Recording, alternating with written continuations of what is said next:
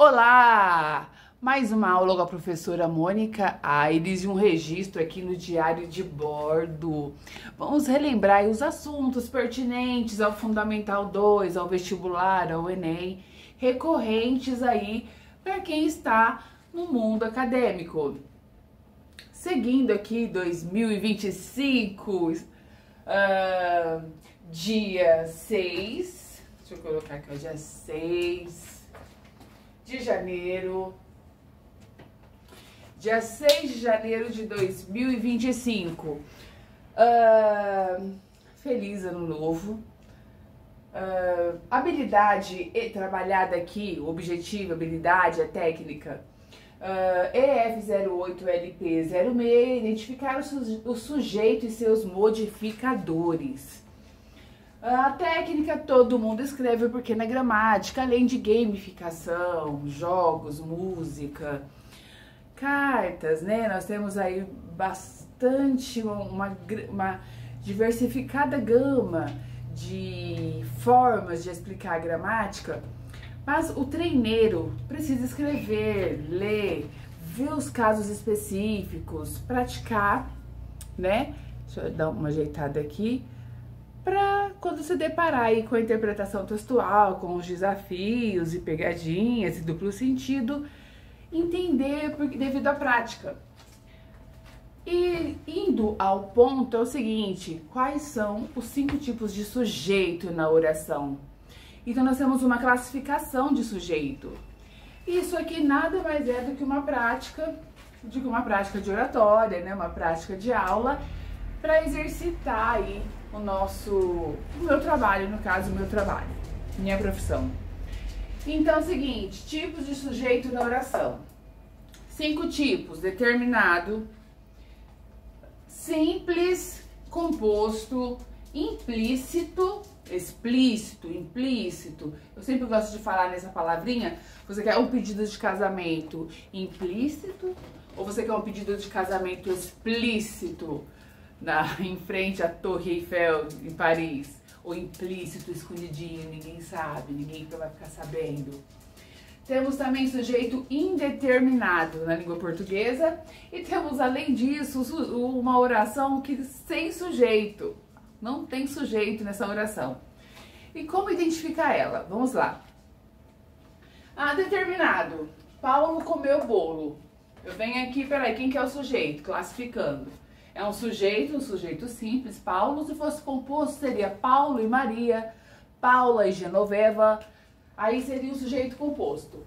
Eita, acabou a tinta da caneta. Eita, comprinha, essa papelaria. Paulo, sujeito da oração. Aqui, ó. E comeu bolo é predicado. Nessa atividade, nós temos o objetivo dela, ao caminhar no decorrer da atividade, nós vamos classificar os tipos de sujeito e, consequentemente, os tipos de predicado.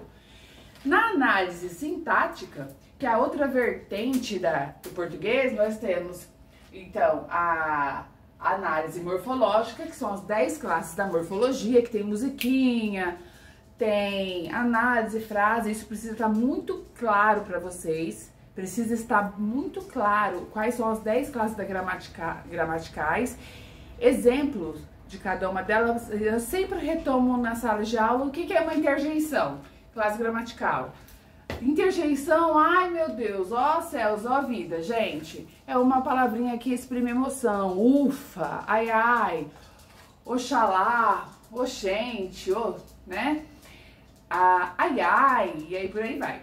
Só voltamos aqui na análise sintática, que é a outra parte da nossa língua portuguesa e da gramática. Na análise sintática você vai saber quem é o sujeito, quem é o predicado, classificar com cada palavra, né, dentro cada função da palavra dentro de cada frase, ok? De cada oração, né? Vamos lá. Sujeito, então, sujeito simples, quando tem só uma pessoa fazendo ação, só um sujeito fazendo ação. Sujeito composto, aí eu falo para os meus alunos, piadinha sem graça, né? O sujeito composto, ele tem posto, não tem posto. Que posto é esse? É da Shell? Qual que é o oposto de Ipiranga? Não, sujeito composto, que compõe, são sujeitos, mais que um. Eu coloquei bem interessante aqui, para a pessoa abrir o leque de possibilidades de sujeito, ó. Cartazes, filmes e fotografias também são meios de comunicação, né? Pai e filho viajaram juntos. Aí o sujeito, oração, você calcular quais são os sujeitos da oração e classificá-los, não só como dois, pode ter 3, 4, 5 sujeitos, isso significa que é um sujeito composto. O implícito, que está escondido, você tem que identificar. Não entendi a questão. Quem está falando? Vamos ao cinema? Pela dedução, pela análise, não entendi a questão, você pressupõe que tem um eu ali. Eu não entendi a questão, mas não está escrito na frase. Então, ele é um sujeito que está constando aqui implícito, porque ele não está escancarado, ele está escondidinho. Apesar de não estar escrito na frase, eu não entendi a oração. Apenas está a oração, não entendi a oração, alguém não entendeu. Esse alguém, de acordo com a frase, é o eu. Vamos ao cinema? Vamos ao cinema? Nós vamos ao cinema? Nós, tá implícito, nós vamos ao cinema. Então, sujeito implícito e escondidinho, ok? Isso vale muito na interpretação de texto, quando nós voltarmos, né, na interpretação de texto, identificar se a informação tá implícita nas entrelinhas, minha cachorra aqui é a Brigitte, ou se ela tá bem explícita e escancarada para você localizar a informação aí na interpretação textual. Voltando, sujeito indeterminado, não é que é implícito, tá escondido, eu consigo saber se é ele, eu, tu, ele, nós, vós, não, dos pronomes aí que estão, né? De acordo com a conjugação do verbo, no sujeito implícito eu consigo achar pelo pronome quem é que está fazendo a ação do sujeito. No sujeito indeterminado, eu não consigo saber quem fez a ação.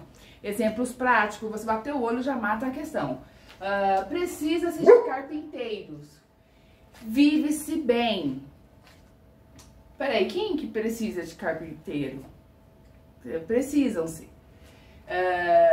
Vive-se. Quem que vive bem? Vive bem no campo. Tá indeterminado, você não sabe. Alguém vive bem no campo, alguém precisa de carpinteiro. Vem descer, trava-língua, vem descer casa. Vem descer casas. Espera aí, quem tá vendendo a casa? Quem? Aluga-se casa. Quem tá alugando? O sujeito é indeterminado. Pegou esse tipo de frase assim, já mata, já resolve a questão. E aí, enfim, oração sem sujeito. A oração não tem sujeito. E ela existe. Vamos lá. Três assuntinhos aqui pra nós fecharmos. Com o verbo haver no sentido de existir. Exemplo, há muitos sonegadores de imposto. Esse há muitos sonegadores é no sentido de existem muitos sonegadores de impostos. Então, esse verbo haver, essa oração, ela não tem sujeito. Há muitos sonegadores de imposto. Com o verbo haver no sentido de existir. É oração sem sujeito. Aí, gente, com a prática, com a escrita, pegando o exercício, tirando as dúvidas, vai esclarecendo, vai fixando, vai melhorando o entendimento, tá ok? Há muitos anos que não a vejo, estou com saudades. Aí é o seguinte, esse a, ele tá no sentido de... Ai, fugiu a palavrinha aqui, de faz, né? Há muito tempo que não a vejo. Faz muito tempo que não a vejo, estou com saudade. Eu amo português, eu amo a língua portuguesa, escolhi ser professora de português, porque justamente por isso, pela mágica da palavra. A palavra para mim é muito mágica. E o que tem por detrás de cada palavra, ela carrega muita emoção, muita força, muito poder, muita emoção.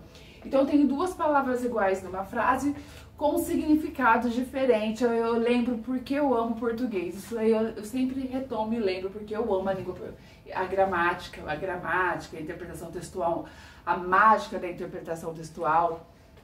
Então, há muitos sonegadores, no caso de existem muitos sonegadores de impostos, no sentido de A com H acentuado, né? Agora, a mesma palavrinha, mas com outro sentido, com outro sentido.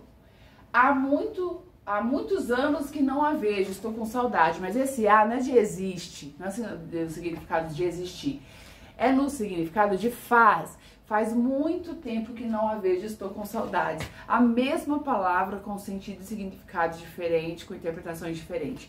Mágico, isso é mágico. E aí nós temos aí tranquilo aqui, verbos. Minha cachorra latina aqui, a Brigitte, querendo participar aqui da videoaula. Verbos que exprimem fenômeno da natureza, turma. Aí aqui é fácil. Melzinho na chupeta aqui. Ó, nevou ontem. Não tem sujeito, é fenômeno da natureza. Choveu muito à noite. Choveu muito à noite. Não tem sujeito, é um fenômeno da natureza. Nevou ontem. Então essas palavrinhas que dão ideia de fenômeno da natureza, elas não tem sujeito, oração sem sujeito. E é classificado como fenômeno da natureza. Tá ok?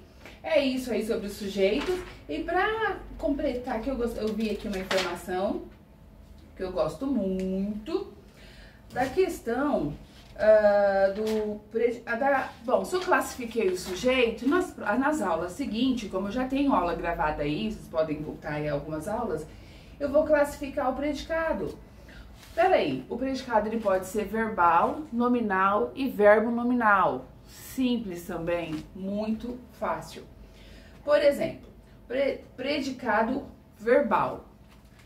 Quer dizer que ele já a palavra é verbal que vai definir aí a consequência do predicado. Os operários lutam por melhores salários. Os operários, sujeito, já achei, tá? Lutam. Todo o restante é predicado. Lutam por melhores salários.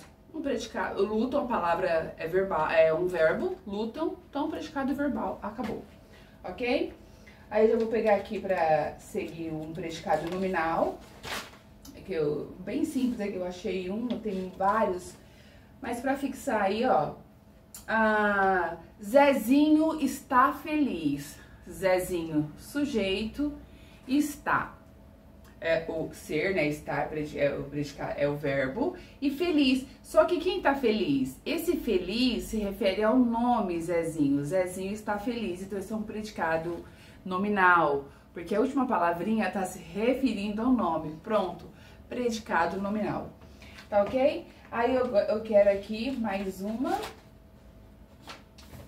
Que eu marquei aqui para fechar.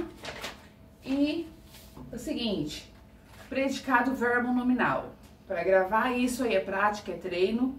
A caravana de estudantes partiu alegre.